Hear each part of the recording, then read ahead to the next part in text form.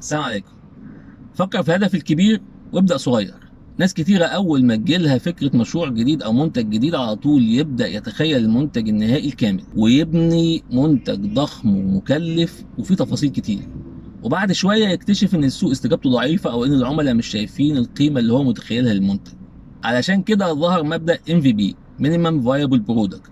وبصراحة الترجمة الحرفية ليه مش هتكون دقيقة، لكن ممكن نقول إن هو المنتج المصغر القابل للتسويق. ببساطة إنك تطلع بأبسط نسخة من فكرتك، لكن تكون قبل إن هي تنزل السوق والعملاء تجربها تجربة فعلية.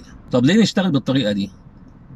علشان تقلل المخاطر، لو خسرت ما تخسرش خسارة كبيرة، تحافظ على الموارد، ما تضيعش فلوسك ومواردك في حاجة مش ناجحة، وعلشان تتعلم من السوق والعملاء بشكل عملي بعيد عن الافتراضات والتخمينات. طيب نبدأ ازاي نعمل MVP؟ اول حاجة هتحدد المشكلة اللي بتحلها للعميل. تاني حاجة هتحدد القيمة اللي انت هتقدمها عشان تحل بيها المشكلة دي للعميل.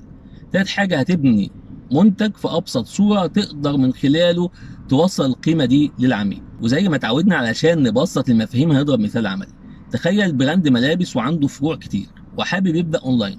طبيعي ان هو يتخيل موقع كبير وفيه تفاصيل كتير من تتبع طلب ودفع الكتروني وبرامج ولاء للعملاء، لكن ده مكلف جدا وانت ما تعرفش استجابه العملاء هتبقى عامله ازاي. هل العملاء فعلا هتشتري اونلاين ولا هم ما عندهمش رغبه في كده؟ فالافضل انك تبدا بموقع بسيط فيه صور المنتجات ووصف واضح ليها وسعرها، والعميل يدخل يختار المنتج اللي عايزه ويضيف الكميه ويبعت الطلب.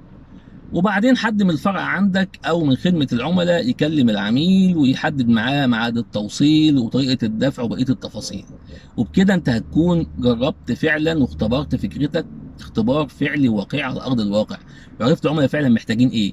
وهتكتشف بقى المشاكل التشغيليه تظهر معاك من صيانه السوفت وير، والمشاكل التكنيكال هتظهر معاك، ومشاكل التشغيل ومشاكل التحضير ومشاكل التوصيل والشحن وغيرها من مشاكل مش هتعرف تحس بيها غير مع التطبيق الفعلي. وفكره الام في بي بتبقى واضحه جدا في المنتجات وخصوصا المنتجات الرقميه، لكن هي ينفع تجربها في المنتجات الرقميه والمنتجات العاديه وكمان في مشروعات. خليني اضرب لكم مثال واقعي حصل مع احد اصدقائنا. بدا مشروع تسمين دواجن، وبصراحه عمل دراسه متميزه جدا من الموردين للسلالات للاعلاف لكل البروسيس والسايكل، دراسه كامله وشافيه بصراحه. لكن ما بداش على طول ب 10000 كتكوت، لا بدا ب 50 كتكوت في مكان مناسب عند حد من قرايبه، وجرب الدوره والتانيه وزودهم ل 100 كتكوت. ولما الدنيا مشيت وعرف تفاصيل الشغلانه كلها ازاي وجربها على ارض الواقع، اجر مكان في مزرعه وبدا يعمل دورات ب 1000 كتكوت.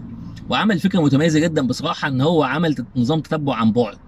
جاب كاميرات وحساسات للحراره والرطوبه عشان يقدر يتابع المزرعه عن بعد، واعتمد على عامل واحد بس جوه المزرعه. ممكن تقول ايه ده، زي ام في بي وفي تكنولوجي بالشكل دوت ومراقبه عن بعد؟